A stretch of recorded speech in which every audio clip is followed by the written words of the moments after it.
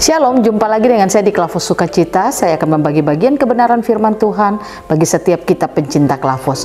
Mari kita berdoa sebelum membaca firman-Nya. Terima kasih Tuhan, kami terus diberikan kesempatan untuk mendengarkan firman-Mu. Kami rindu Roh Kudus terus bekerja dalam hidup kami, agar firman yang kami dengar, firman itu akan terus membawa kami untuk mengalami kehidupan yang berkemenangan di dalam Tuhan.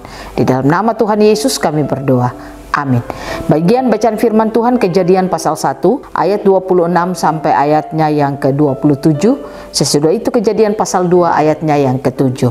Demikian bunyi firman Tuhan, Kejadian 1 ayat 26 sampai ayat yang ke-27. Berfirmanlah Allah, baiklah kita menjadikan manusia menurut gambar dan rupa kita, supaya mereka berkuasa atas ikan-ikan di laut dan burung-burung di udara, dan atas ternak dan atas seluruh bumi, dan atas segala binatang melata yang merayap di bumi. Maka Allah menciptakan manusia itu menurut gambarnya. Menurut gambar Allah diciptakannya dia, laki-laki dan perempuan diciptakannya mereka. Kejadian pasal 2 ayatnya yang ke-7. Demikian bunyi firman Tuhan. Ketika itulah Tuhan Allah membentuk manusia itu dari debu tanah dan menghembuskan nafas hidup ke dalam hidungnya. Demikian manusia itu menjadi makhluk yang hidup. Demikian jauh pembacaan firman Tuhan.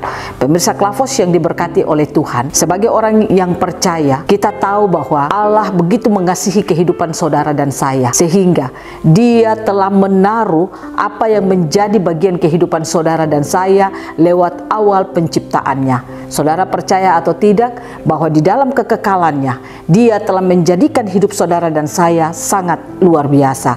Artinya Dia tidak menjadikan kita menjadi orang yang lemah, Dia tidak menjadikan kita menjadi orang yang kalah, Dia tidak menjadikan kita menjadi orang yang hanyut di dalam masalah dan persoalan, tetapi sebaliknya Dia menjadikan kehidupan saudara dan saya hidup di dalam kemenangan. Kita mengalami janji-janjinya, nature dan sifat Allah itu, gambarnya diberikan bagi hidup saudara dan saya.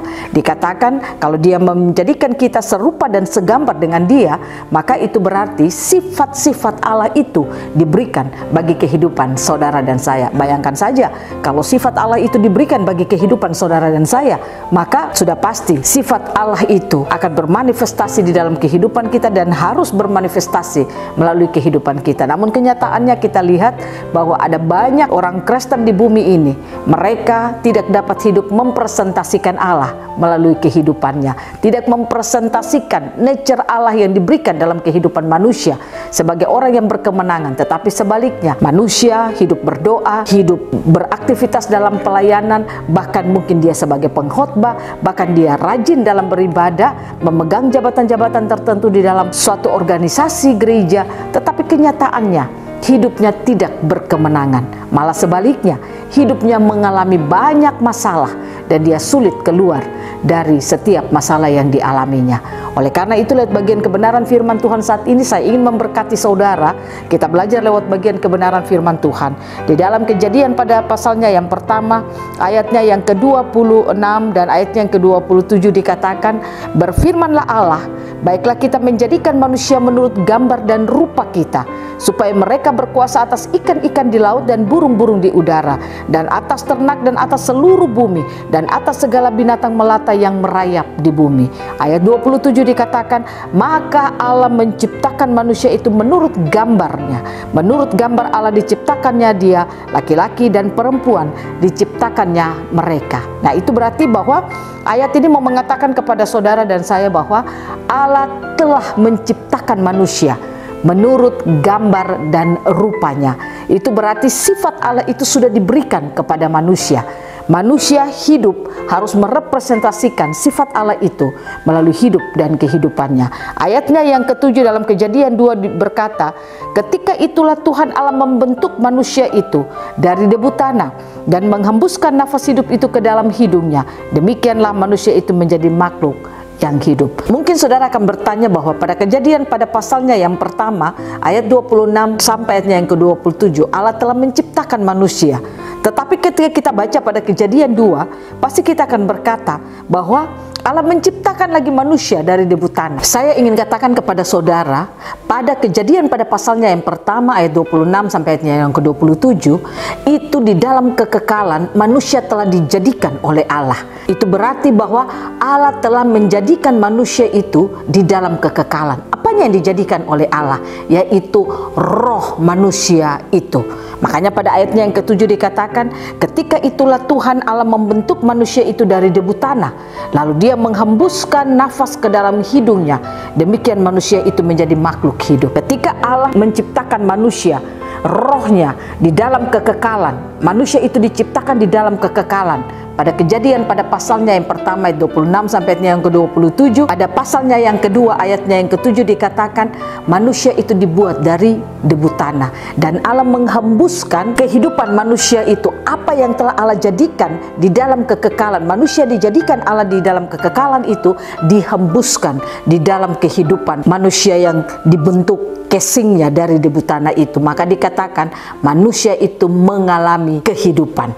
Hidup itu dimiliki oleh manusia. Nah, oleh karena itu ketika Allah telah memberikan hidupnya kepada manusia dan manusia itu menjadi hidup, itu berarti firman Tuhan ini mau katakan kepada saudara dan saya bahwa ingat, roh yang ada pada kita yang sebenarnya adalah makhluk roh itu, dan makhluk roh kita ini berasal dari Allah. Nah, oleh karena itu saudara dan saya hidup di bumi ini, kita harus merepresentasikan Allah melalui kehidupan kita, karena kita yang sebenarnya, manusia yang sebenarnya bukan tubuhnya, tetapi manusia yang sebenarnya adalah rohnya. Karena manusia adalah makhluk roh yang memiliki jiwa yang di dalamnya ada pikiran, perasaan, kemauan, imajinasi, memori, dan dia ada di dalam tubuh. Nah, oleh karena itu kita yang sebenarnya adalah bukan tubuh, bukan pikiran kita atau jiwa kita, tetapi manusia yang sebenarnya adalah rohnya. Saudara dan saya adalah makhluk roh itu yang sebenarnya. Nah, oleh karena itu kita tahu bahwa roh kita berasal dari Allah. Nah, oleh karena itu saudara dan saya harus hidup merepresentasikan Allah melalui hidup dan kehidupan kita. Kita tidak boleh hidup menurut apa yang kita pikirkan, apa yang kita mau, apa yang kita inginkan, karena itu hanyalah keinginan daging. Karena manusia itu berasal dari debu tanah. Kedagingan manusia itu membuat kalau manusia itu hidup dari apa yang dia mau, apa yang dia pikirkan, maka dia hidup di dalam daging. Tetapi kalau kita menyadari bahwa kita adalah makhluk roh yang berasal dari Allah, maka kita harus hidup merepresentasikan Allah melalui hidup kita. Nah, oleh karena itu lewat bacaan firman Tuhan hari ini saya ingin katakan kepada kita semua, mari kita bangun kesadaran kita adalah makhluk roh, dan roh yang kita miliki ini adalah roh yang berasal dari Allah, atau yang disebut dengan sifat-sifat Allah itu, nature Allah yang diberikan bagi kita.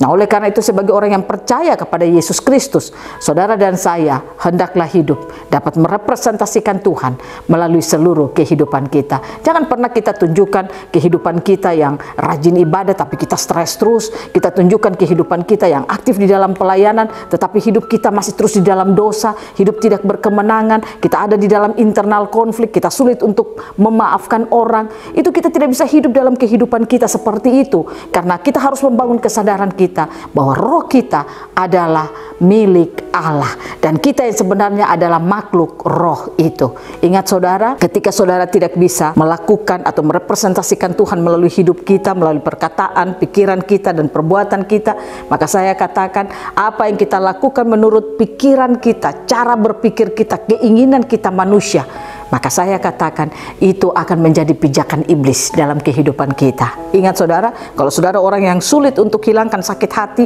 saya katakan iblis akan berpijak pada keinginan saudara itu. Maka dia akan mengambil bagian dalam hidup saudara, membuat saudara setiap hari tidak hidup dalam kemenangan. Artinya saudara tidak dapat melepaskan internal konflik saudara. Oleh karena itu saya ingin katakan kepada saudara, hal-hal yang bukan berasal dari Tuhan, hilangkan itu dalam hidup saudara. Hiduplah seperti apa yang diinginkan oleh Tuhan. Karena kita adalah makhluk roh. Roh kita berasal dari Allah.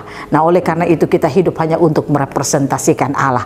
Biarlah Tuhan Yesus menolong kita. Roh Kudus memampukan saudara dan saya untuk terus kita menyadari bahwa siapa sebenarnya kita ini dan untuk apa kita hidup di dunia ini. Sehingga hidup saudara dan saya di dunia ini, kita hidup dalam bekerja, dalam melayani, dalam melakukan perjalanan kehidupan rumah tangga atau apa saja yang kita lakukan, kita hanya merepresentasikan Tuhan dalam hidup dan kehidupan kita. Sehingga kita tidak hidup serupa dengan apa kata dunia ini, tetapi kita akan hidup seperti apa yang diinginkan oleh Allah. Tuhan Yesus memberkati kita. Biarlah Roh Kudus akan terus menolong saudara dan saya untuk membangun manusia roh kita ini semakin dewasa di dalam Tuhan. Tuhan Yesus memberkati kita selalu. Mari kita berdoa. Bapa, terima kasih firman-Mu telah memberkati kami di hari ini. Biarlah kami terus membangun kesadaran kami. Kami adalah makhluk roh dan roh kami berasal dari Allah. Itu berarti kami hidup harus merepresentasikan Allah melalui hidup dan kehidupan kami. Roh Kudus tolong kami, Roh Kudus mampukan kami selalu. Amin. Shalom, Tuhan berkati kita semua.